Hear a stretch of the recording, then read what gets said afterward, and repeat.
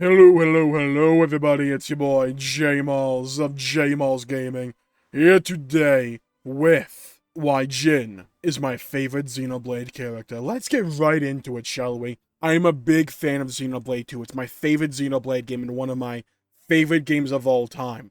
And Jin, honestly, is a big reason for that. And in this video, I want to go into the details as to why he works. The thing that I really like about Jin is how present he is in the plot of Xenoblade 2, and how involved with the existential questions of 2 he is. He's the example of how a simple motivation can breed complex characterization. Laura, his driver, dies not by blades or natural events, but by human hands at the call of other humans. His desire is to, well, why don't I let Jin take it from here? In the course of a lifetime, a man will see uncountable meetings and partings. Yet, as your life's candle sputters and dies, whose face is it that rises to greet you? Happy is the man who can sleep in the comfort of the smile he sees then. No, I don't wish for forever. Even just for one moment. It's enough if it's with her. And yet, what is the man to do who has not been afforded that chance? The road stretches on without end. I cannot but walk down it. As long as I keep walking, I can hold out hope that one day the time may come when I see her smile again. That hope keeps me afloat. I got a follow-up video coming in a few days comparing and contrasting Jin and En's motivations, but this monologue is the perfect summation of Jin and his motivations in Xenoblade 2. And it's funny, because when I go into a new Xenoblade 2 playthrough or watch-through, expecting not to like Jin as much as I do, I always end up surprising myself by how much I like him even more than I did the last time. So let's talk broad strokes here. Jin is a combination of 2 different character types. One that I call a spotlight character and the other a support character.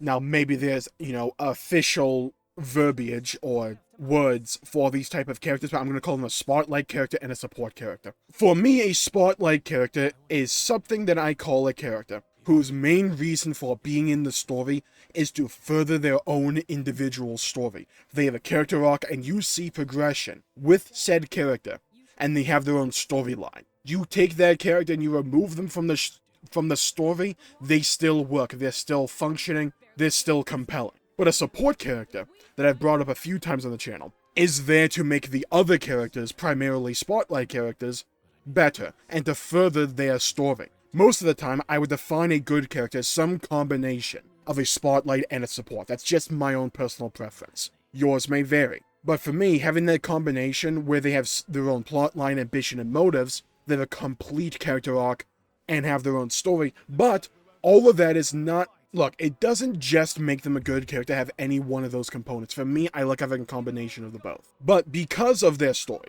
because of their own storyline, their ambition, their goals, what drives them, that makes their other characters better, and that's the support element. Because it furthers the story while furthering their own story. They make the rest of the story better and have a compelling narrative all of their own. I would classify Jin as primarily a support character in base Xenoblade 2, and then primarily a spotlight character in Torn of the Golden Country. And the thing with Jin is that with just base Xenoblade 2, he's still one of my favorite characters. The way he makes Rex a much more compelling protagonist deserves recognition, and that's part of the support elements of his character.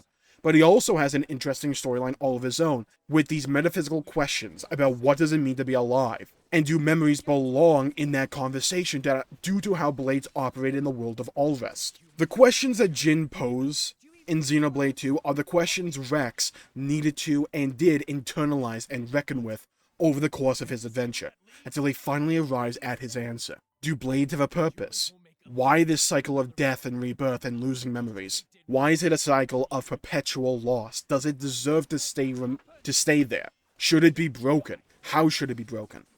Do blades just exist for the betterment of humans? Is that all there is? Is their relationship purely parasitic? These are the questions Jin had, and what honestly came to the forefront for Jin in Torna the Golden Country, with the death of Torna as a civilization, and with the death of Laura at the hands of Indol and Amalthus. But the funny thing is, and this is how it comes back to interesting characterization, because we may know he's in the wrong, but he doesn't, because he only ever sees the world through a Blade's perspective. And he's honestly, there's a little bit of a storyline there about how one's perspective on the world at large can alter their vision of the world, how they approach certain subjects, how they may form different lines of thought. He only has ever seen the world through a Blade's perspective, and as he continually died and was reborn with a memory cleanse, he saw humanity march ever onward, but he seemed trapped in a cycle, but was only ever broken out of it when Rex told him his answer, which seems obvious in hindsight, but to him it is critical to understand. That cycle of being born, dying, and losing your memories, it applies to humans and drivers too. The only difference is Blades get to live again and make new memories, with the memories of their old life being passed down to others. Humans die, and their memories and impact gets passed down to other humans. And while death and suffering may seem like an inevitability, while the treatment of Blades being parasitic may seem inevitable, it doesn't have to be. Because it isn't just Rex that's trying to make a better tomorrow. He isn't just one idealistic optimist in this world that seems hell-bent on going to the brink and jumping. Because it's as Rex says, when Rex eventually dies, others will take up the responsibility. They will take up the, to quote Halo 4, the mantle of responsibility. Others will follow, being able to take up that mantle and the lessons that were learned from the past. That pessimistic future isn't set in stone. That's one of the key messages that Xenoblade as a series tries to get across. The future isn't set in stone. It's about your choices, the effort, the work that you put in as a collective society as humans to make a better tomorrow. It can be bad, it can be pessimistic, and it can be downright horrific if you let it be. But it doesn't have to be that way. As long as there are people willing to put the work in to make a better tomorrow, then the future is never determined. It's malleable. You can still shape it. And Rex tells Jin that he believes he knows why Blades exist. And just knowing that Rex has the answer, or at least an answer, is enough for Jin, who plagued himself for over 500 years on the idea that there wasn't an answer. He wanted there to be an answer. He desperately craved it for there to be an answer. But every time he posed a question, he never got something that was satisfactory to him. Something that answered all of his questions. He never got that. But because of how Rex answered him before, how Rex came back to him again and again after being beaten down and stabbed at one point, Rex finally was able to formulate a coherent thought. He was finally able to look beyond just himself into the future and remain that optimistic idealist that he was. And that is what won Jin over. The fact that Rex was able to look at the brink, look at the endless void, and say, no, there is another way. Simply knowing that an answer exists is enough for Jin. Because notice that after the fact that Jin says, so you have your answer, Rex says, yes, he does. Jin never asks what it is after those initial questions. He doesn't. Because it's enough for him, the fact that Rex has an answer. Because even if the answer is lackluster, even if it's sad, knowing Rex and knowing that there will always be people like Rex willing to make a better future for both Blades and humans is enough for him. Jin's purpose as a support character was to guide Rex on his journey to find those answers, and he was a constant thorn in Rex's side, killing Fanlanorn, taking Pyra and Mithra away from him and Tantal. Hell, even killing him straight up at the start of the game. But the reason that Jin is so compelling is because he furthers the hero's journey of self-discovery and character growth. The reason Jin is so compelling is because Rex is so compelling. And because Rex is so compelling, Jin is so compelling. And because Jin is so compelling, Rex is compelling. They work together synergistically, like Driver and Blade. Rex goes from an optimistic idealist at the very beginning who didn't have all the answers except for a vague dream of reaching Elysium and having that be the end goal, that being the end destination. And you cut to Rex at the end of the game.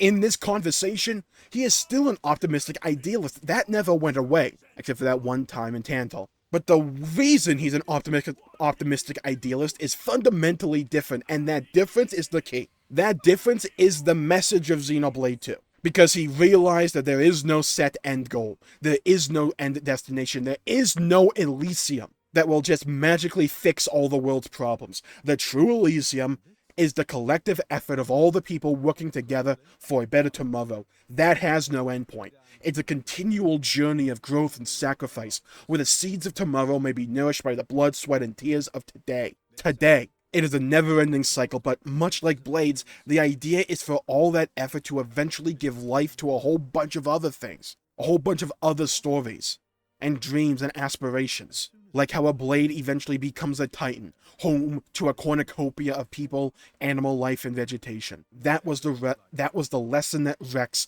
needed to learn, and the vehicle, the guiding motivator, that shooting star that guided Rex on his journey was Jin. Jin had a compelling fall to villainy with the loss of Torna and Laura. He saw some of the worst parts of humanity and gave up hope, who looked into the endless cycle of life and rebirth and hated it, and wanted to break it. He didn't want to destroy the world.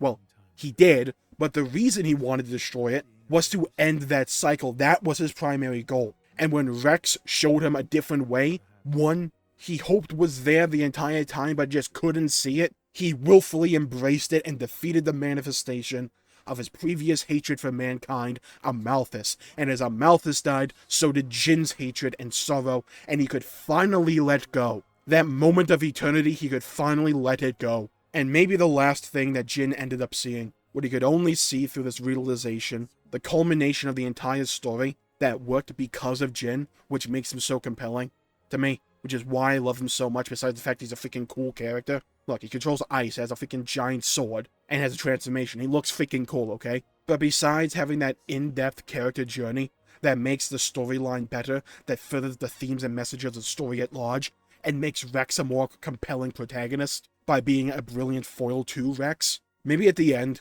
when he defeated Amalthus at last, you could finally see what he always wanted. He could only see through this realization, the hope that kept him afloat. Maybe he finally saw Laura smile one last time. If you enjoyed this video, please leave a like and subscribe. It really helps the channel out and helps support future content. And when you're down there, please leave a comment down below with your thoughts, your analysis, your opinions on the character of Jin. Do you like him? Do you dislike him? Let me know. Your opinions are valid, and I would love to hear them and read them. Stay safe out there, everybody. Stay safe out there, everybody. Have a great day, and I'll see you all next time. Bye-bye, everybody. What a splendid soul you were, Jin. Jin.